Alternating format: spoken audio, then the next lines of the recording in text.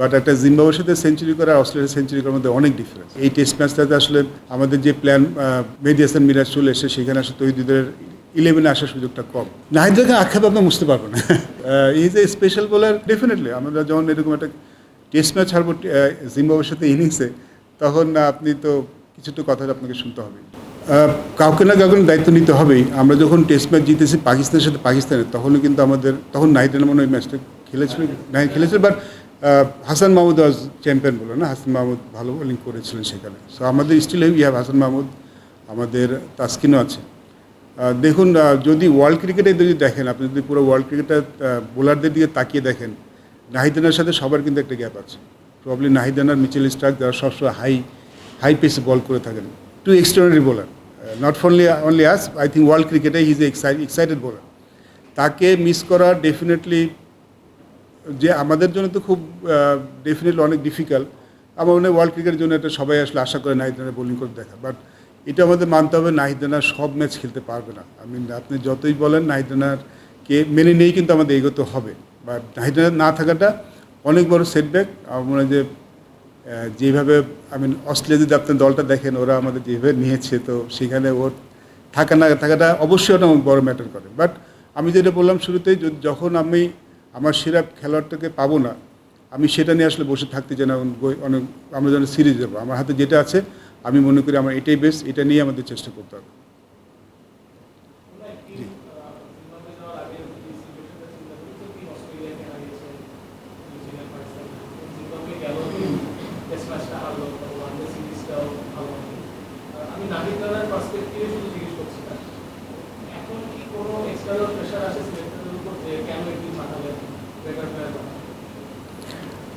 আমরা তো যখন টেস্ট ম্যাচটা পাঠিয়েছি, আপনি দেখেন যে এখানে কিন্তু আমাদের রেগুলার ব্যাটসম্যান সেখানে কিন্তু আমরা হাত দিইনি। It's hour bowling. আমরা প্রথমে ক্লিয়ার করেছি আমরা বোলিংটা আমাদের মূল বোলারদের বাড়তি সতর্কতা হিসেবে, যদি তাদের ওয়ার্কলোড ম্যানেজমেন্ট হিসেবে তারা অ্যাভেলেবেল ছিলেন, বাড়তি সতর্কতা হিসেবে আমরা খেলা বলে। এবং আমরা টেস্ট ম্যাচটা মনে হয় হেরেছি, জিম্বাবুয়ে 400 রান করেছে, বাট আমি স্ট্রংলি বিলিভ করি আমরা যদি প্রথম ইনিংসে 300+ রান করতাম, ওরা 400 রান করতো না। এখানে কিন্তু তাইজুল ইসলাম 7 উইকেট নিয়েছে। সো আমরা টেস্ট ম্যাচটা হেরেছি বিকজ উই ব্যাটেড ব্যাডলি, খুব বাজে ব্যাটিং করেছি বলে হেরেছি। সো এখানে এক্সটার্নাল প্রেশার আসার কথা না, আসেনি। কারণ আমরা আসলে বোলিংটা চেঞ্জ করেছি, বাট যারাই বোলিংয়ে ছিলেন তারা কিন্তু সবাই আমার টেস্ট করে বলেন। এবারেও তার খালেদ তো আমাদের টেস্ট স্পেশালিস্ট, তারা তো আর বাইরের কেউ না। হাসান মাহমুদ তো টেস্ট রেগুলার প্লেয়ার। সো সেখানে আমাদের বোলিং অ্যাটাকটাও কিন্তু এমন না যে আমরা নতুন কাউকে ট্রাই করেছি, আমাদের পরীক্ষিত বোলারাই খেলেছেন। But it's not about bowling, আমার মনে হয় যে ইটস অ্যাবাউট ব্যাটিং। আমার ফুল সিরিজটাই, আপনি টেস্ট বলেন, ওডিআই বলেন, ইভেন T20-তেও যে আমরা সিরিজ জিতলেও ভালো ব্যাটিং করেছি বলে আমি মনে করি না। আমরা সেখানে ভালো ব্যাটিং করি। সো না, প্রেশার আসেনি।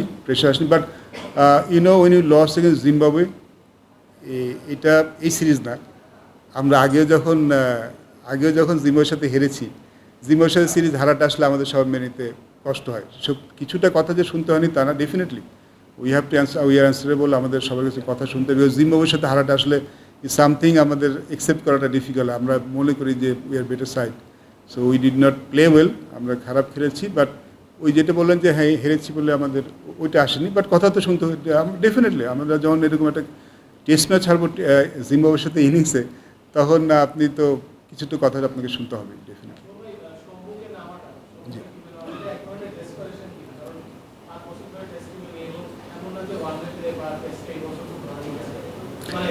জি,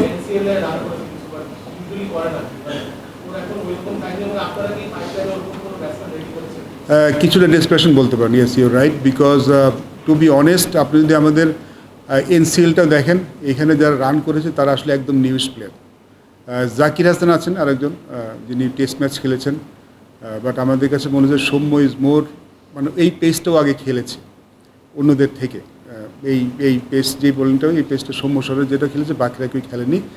আমরা যেটা বললাম যে আমাদের পাইপলাইনে খেলোয়াড় আছেন, তারা কেউ রেডি নন।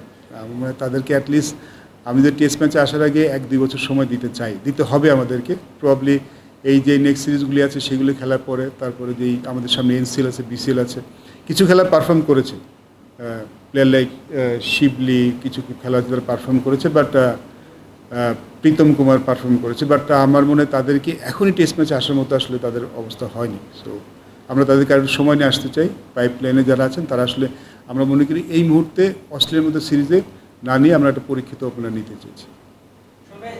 অমিতকে নিয়ে জানতে চাচ্ছিলাম, অমিত তার থ্রুআউট ক্যারিয়ার সবসময় টপ অর্ডারে ব্যাট করেছে। ইভেন জিম্বাবুয়ের সঙ্গে যে দুটো ম্যাচ এই দলের সঙ্গে একটা ম্যাচে 80 একটা ম্যাচে 90 করেছে। এমন একজন ক্রিকেটারকে আপনি জিম্বাবুয়ের সঙ্গে ডেবু করালেন, কিন্তু তাকে নামালেন 7 নম্বরে। আপনিও আসলে দীর্ঘ সময় বাংলাদেশ দলে খেলেছেন, নেতৃত্ব দিয়েছেন, কতখানি টাফ, এবং যখন একজন টপ অর্ডারকে আপনারা মিডল অর্ডার বা লোয়ার মিডল অর্ডারে নামিয়ে দেন, তার জন্য আসলে অ্যাডজাস্ট করতে আসলে কতখানি টাফ হয়েছে?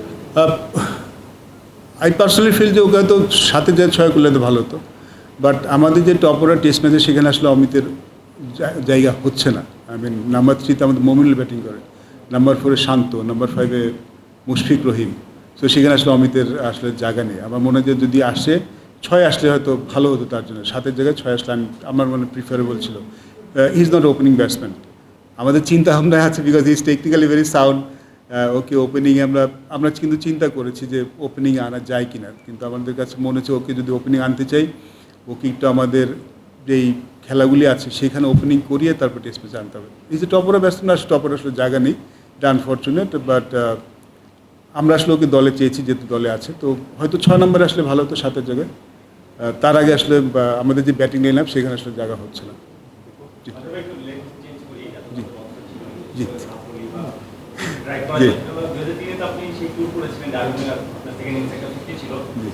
আপনি তো নিশ্চয়ই ব্যাটার ছিলেন, এখন বর্তমান ব্যাটারদের অবস্থা জানেন, সে সময় ট্রায়াল ছিল গিলেসপি, ব্রেটলি, ম্যাকগ্রা, এখন স্টার, কামিন্স। আসলে বাংলাদেশে এখনকার ব্যাটারদের আপনার সাজেশন কি থাকবে? সাম্প্রতিক সময় দেখেছি সাকমান এবং মুমিনুল ওখানে গিয়ে প্র্যাকটিস করেছে, হাতুনের সাথে প্র্যাকটিস করেছে, সব কিছু মিলে আপনার সাজেশন কি থাকবে ওই কন্ডিশনে এই বোলারদের এগেন্সে? কীভাবে আপনি তাদের উপস্থাপন করবেন? ওই ট্যুরের সাথে এই ট্যুরের একটা সিমিলারিটি আছে। ওই ট্যুরটাই সব প্লেয়ার খেলেছিল।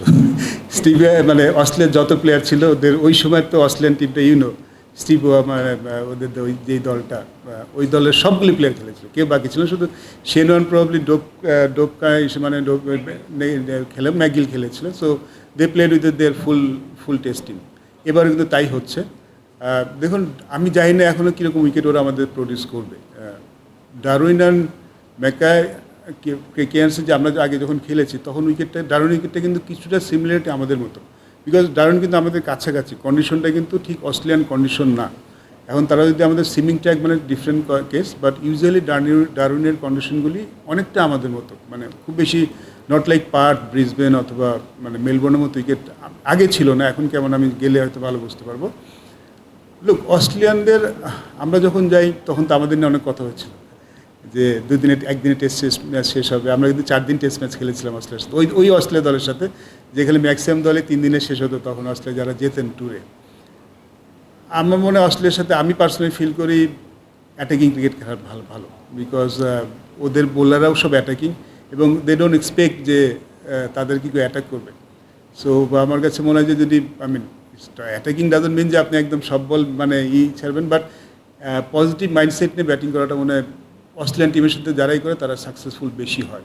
কারণ আপনি যদি ডিফেন্সিভ মাইন্ডে থাকেন they will get you out anyway, but they don't expect যে আপনি তাদেরকে অ্যাটাক করবেন। সো আমার মনে হয় যদি আমরা একটু ওই মাইন্ডসেট নিয়ে খেলতে পারি আমাদের ব্যাটাররা, সেটা মনে হয় বেশি কাজে দেবে। এটা আমার personal feeling, but definitely coaches আছে, ম্যানেজমেন্ট আছে, তারা হয়তো আরও ইয়ংদের আমরা পুশ করছি। আমাদের যে সামনের সিরিজগুলি আছে সেখানে যাচ্ছেন, আমাদের যে লেফট হ্যান্ডে 2জন বোলার আমরা পেয়েছি, তো তাদেরকে আমরা এই সামনের সিরিজগুলিতে পাঠাচ্ছি। বাট এখনই বাংলাদেশ দলে আসার মতো কেউ নেই, আমরা খুঁজছি ডেফিনেটলি। তো আশা করছি, যেটা বললাম যে আর 1-2 বছর হয়তো আমাদের অপেক্ষা করতে হবে। যারা আসছে তারা একদমই ইয়াং, লেফট হ্যান্ডিং কয়েকজন 2জন বোলার আছে, তাদের একদমই ইয়াং। সুযোগ পাবে তারা আসলে আমাদের এখন যে সাইড ম্যাচগুলি আসবে সেইগুলো সুযোগ পাবে।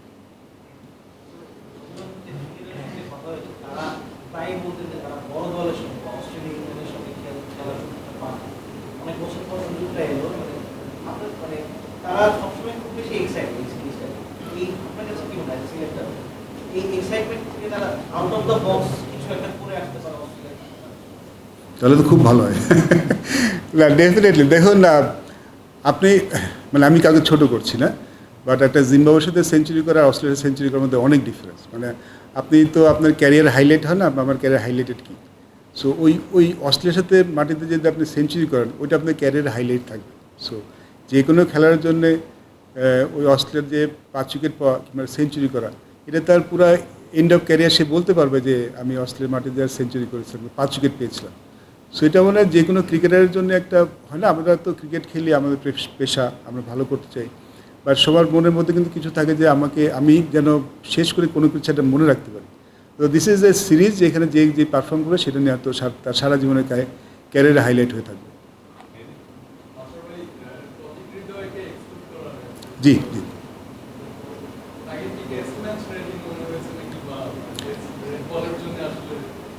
It's a good question actually. তহিদুদ্দাকে আমরা ফার্স্ট টেস্ট ম্যাচ খেলিয়েছিলাম। এই টেস্ট ম্যাচটাতে আসলে আমাদের যে প্ল্যান, মেহেদী হাসান মিরাজ চলে এসে সেখানে আসলে তহিদুদ্দের 11-এ আসার সুযোগটা কম, বাট আমরা ওকে মানে ফিউচার টেস্ট ব্যাটসম্যান চিন্তা করছি।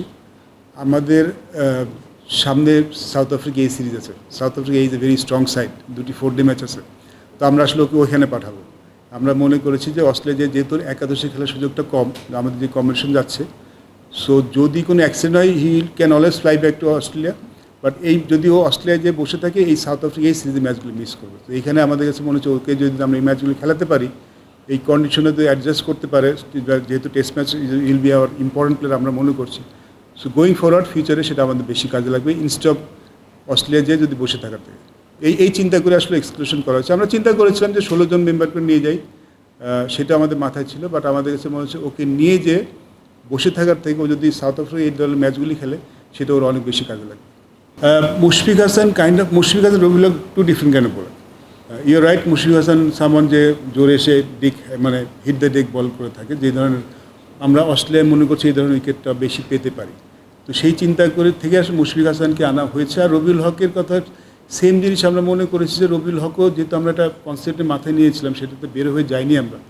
সো এই আমাদের যেহেতু একটা প্যারালাল সিরিজ আছে, Australia series plus South Africa A series, তো আমাদের কাছে মনে হচ্ছে রবিউল হক এখানে যেহেতু আমাদের মোস্ট লাইকলি আমাদের বোলিং অ্যাটাকটা যদি সবাই সুস্থ থাকে, সেটা হয়তো হাসান, তাসকিন, খালেদ, ইবাদত আছে, এরাই প্রথমে সুযোগ তাদেরই বেশি পাওয়ার কথা আর কি।